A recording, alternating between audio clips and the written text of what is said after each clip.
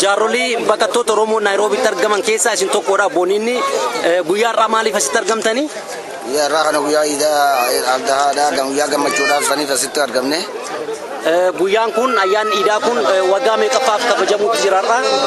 Waggaa lammaffaaf kabajnee Iidaa asitti akka bara 177 galatooma yeroo kanatti bakkattootan Keeniyaatti Naayiroobiitti argamnaati asitti argamtanii garuu immoo biyyarraa baqattan keessatti yeroo kana namoonni hidhamuu jiran ajjeefamuu jiran mirgi namootaa sarbamuu jira. Dhaamsi mootummaa sanaaf qabdaniif maalidha? Dhaamsi mootummaa wayyaanatiif qabnu akka ilmaan Oromoo dhiiraa dhalaa abbootii keenya hayyoota keenya fixaa dhiiga dhangalaasaa jiru kanaan ammoo akkasitti itti fufaa jirtu kanaan yeroo gabaabaa keessatti dhiiga ilmaan Oromoodha dhiiga itti dhangalaafnee mootummaa kanarraa akka seegattee isa bakka seerraa buqqifnee facaafnu abdii rabbii wajjin kan dhaabdinan qabu kana. Namoota mana hidhaa jiraniif yeroo kana mootummaan sun amantaan itoon qoodiin gosaan itoon qoodiin ijoollee itoon jedhiin jaarsa jaartii itoon jedhiin namni mana hidhaa jira kaan ajjeefamuu jira mana hidhaa keessatti namni gubachuu jira ibiddatti qabsiisanii ammallee namoota rakkoon kun irra gahaa jiru dhaamsi isin dabarsitaniif maalidha? Dhaamsi nan dabarsu uummata keenya kan warreen irraa ilmaan isaanii du'an ilmaan dhiigni isaanii dhangalaan waliyyeen keenya kan mana hidhaa musliimaa fi warreen warra siyaasaa akka Baqqalaa Garbaa warreen mana hidhaa jiran warreen saniin dhaamsi nan dabarsu jajjabaadhaan siin jaa warreen taphattanillee dhiigni keessan dhangala'ee nafu yoo rabbiin jee ni bilisoomna isinillee jabaadhaadha yeroo gabaabaa keessatti furmaanni dhufaa akkasin amma hidhamtanii gubattanii mana hidhaa keessatti dhiira dhalaan jirtan kanatti naftanii inshaallah yoo rabbiin keenya jee yeroo gabaabaa keessatti furmaanni isiniif dhufa ilmaan Oromoo akka jirutti hidhatanii qophoonne dhiiga keessan baasuudhaafis Oromiyaa irratti alaabaa gadhaabuudhaafis qopheedhaan jira abshiin nagaan jiraadhaa jajjabaadhaa siin jaa nagaman siin dhaama warreen ilmaan irraa du'anillee sabri imaana walumaan namni jajjabaadhaa sabri imaan sin hawwa jabaadhaa sin jaa dhaamsi nan qabu kanama Oromiyaan ni bilisoomti Oromiyaan ni bilisoomti Oromiyaan Oromooti Oromiyaan ni bilisoomti dhiiga keenyaan bilisummaa keenya ni gonfanna dhiiga keenyaan bilisummaa keenya ni gonfanna dhiigni lammii keenyaa dhangala'ee hin hafu ni bilisoomna injifannoo uummata Oromoo. Dargaggoo Keenboon biyya kanatti argamtaa yeroo kana maaliif bakka kana dhufte? Yeroo amma ayyaana Eid al-Adha kana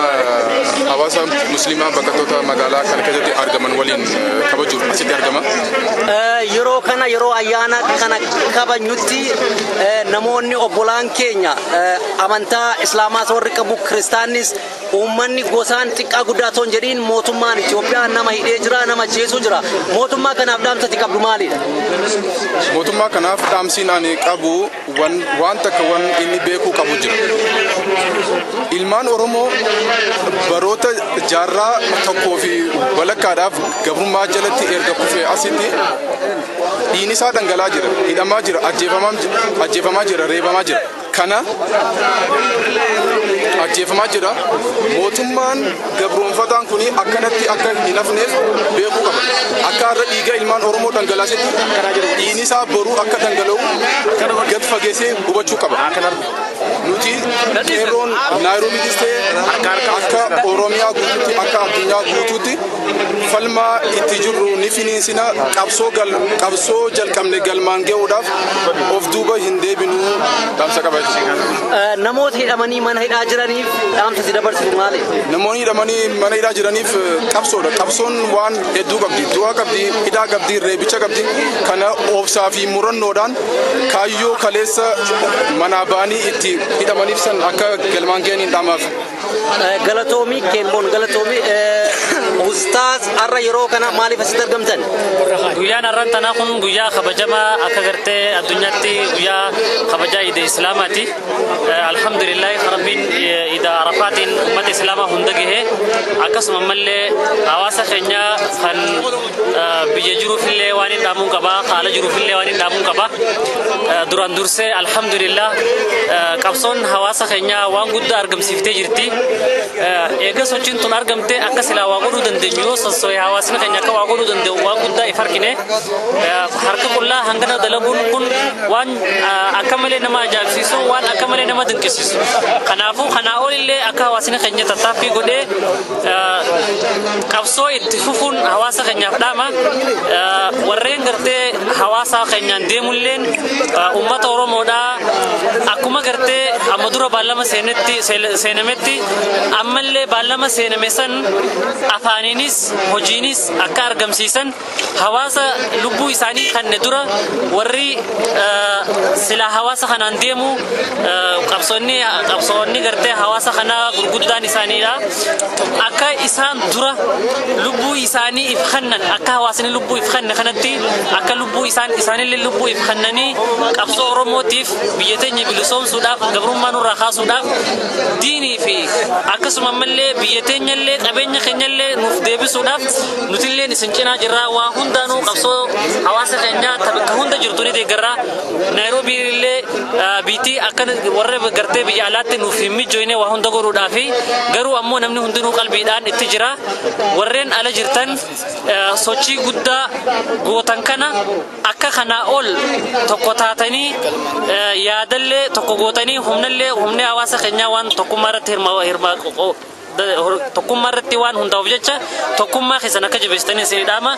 ammallee qabsoo akka itti fuftan warra hawaasa gartee biyya wareegamu jiru kanallee akka jajjabeessitan asittillee biyya alaattillee biyya keessattillee hawaasa keenya akka waa hundaanuu cinaa dhaabbattanii qabeenyaanis lubbuunis dura dabarsitanii biyya teenya nuuf deebiftan adawwii teenyarraa ilaata keenyarraa akka nuuf deebistan isiniif dhaama warreen gartee hawaasni keenya akka malee qalbiin gubatee jira inshaallahu ta'ala warra biyya teenyatti idakana salaatu rabbiin waa godhu finfinneellee biyya hundaa'uu finfinnee harka Oromootti rabbi haa deebisu nuti waa hundaanuu sheekota tahii darasaa tahii kagartee masgida dhufuun tahii ka masgidan dhufne tahii bilisummaa hawaasa keenya mirga keenya hawaasa keenya argachuu irratti nuti hundinuu tokko akka amantiillee akka dhibbatti amantii teenyallee gaggeeffachuu dandeenyu akka mirga keenyallee arkannu nuti hundinuu khilaafa gartee sheekotaatii fi akka birootti jennee wal qooduu dhiifnee nuti hundinuu harka tokko taanee akka deemnuun hawaasa keenyaaf dhaama haza billahi tawfiq assalamu alaykum wa rahmatullahi wa barakatuh Eid Mubarak ummata keenya hundaanuu galatooma Eid Mubarak ayyaana gaarii isiniif